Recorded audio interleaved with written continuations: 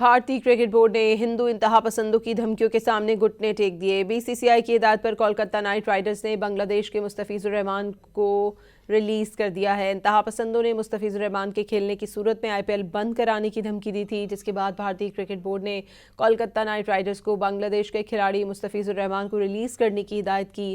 Kolkata Knight Riders نے مستفیض الرحمان کو 9 کروڑ روپے میں خریدا تھا۔ کولکتہ نائٹ رائیڈرز کے مطابق متبادل کھلاڑی کا اعلان جلد کیا جائے گا۔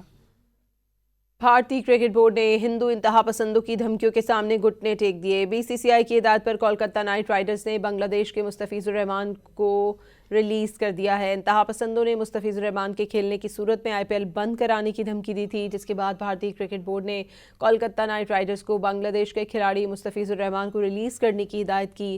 کولکتہ نائٹ رائیڈرز نے مستفیض الرحمان کو 9 کروڑ روپے میں خریدا تھا۔ کولکتہ نائٹ رائیڈرز کے مطابق متبادل کھلاڑی کا اعلان جلد کیا جائے گا۔